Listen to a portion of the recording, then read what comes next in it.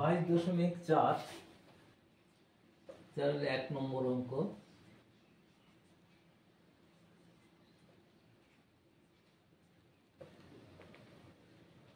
বাড়িপাড়ার সাকিল তার জমিতে সমান দুভাগে কলা ও পান চাষ করে মোট 2830 টাকা পান। পান চাষ করে তিনি কলার চেয়ে 630 টাকা বেশি আয় করেন। কলা চাষ করে তিনি কত টাকা পেয়েছিলেন? ধরি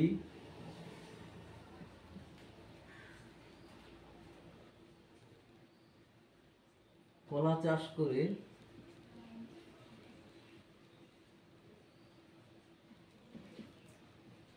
x টাকা পান। তাহলে তিনি কলার চেয়ে পান চাষ করে কলার চেয়ে বেশি পান, তাহলে পান চাষ করে আয় করেন। সুতরাং পান চাষ করে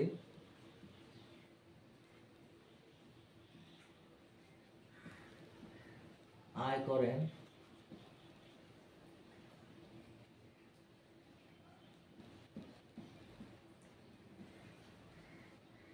x প্লাস 630 টাকা। তাহলে মোট চাষ করেন দুইজনে মিলে 2830 টাকা। তাহলে শর্তানুযায়ী আমরা লিখতে পারি, শর্তানুযায়ী লিখতে পারি x প্লাস 630 সমান 2830। সুতরাং 2x ইকুয়াল টু হচ্ছে 2830 মাইনাস 630। তাহলে 2x ইকুয়াল টু হচ্ছে 2200। তাহলে x ইকুয়াল টু 2200 বাই 2। সুতরাং x ইকুয়াল টু হচ্ছে 1100 টাকা। তাহলে উত্তরটা লিখবো, তিনি কলা চাষ করে, তাহলে উত্তর হচ্ছে কলা চাষ করে 1100 টাকা পেয়েছেন।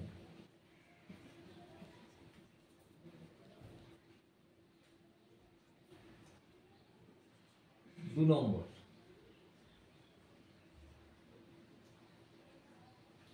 কুমারদের আয়তাকার জমির দৈর্ঘ্য প্রস্থের 1.5 গুণ। জমিটির পরিসীমা 400 মিটার। কুমারদের জমির দৈর্ঘ্য প্রস্থ নির্ণয় করে। ধরি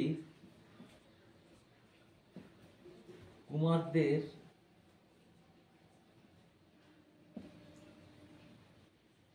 আয়তাকার জমির প্রস্থ সমান x মিটার। তাহলে দৈর্ঘ্য হবে 1/2x মিটার সমান 3/2 মিটার। তাহলে পরিসীমা কত? পরিসীমা হচ্ছে x প্লাস 3/2x ইন্টু 2 সমান 2x plus 3x by 2 into 2। তাহলে 2x plus 3x equal to 5x metre. শর্তানুযায়ী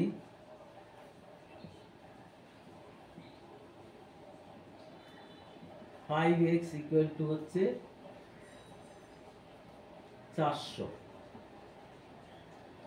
সুতরাং x equal to 400/5, x equal to 80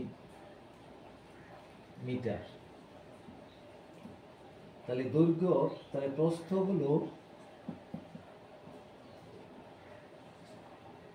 equal to 80 metre এবং দৈর্ঘ্য ইকুয়াল টু হচ্ছে 3/2 ইন্টু x ইকুয়াল টু হচ্ছে 3/2 into 80 equal to হচ্ছে 100, 3 4 12, 120 metre.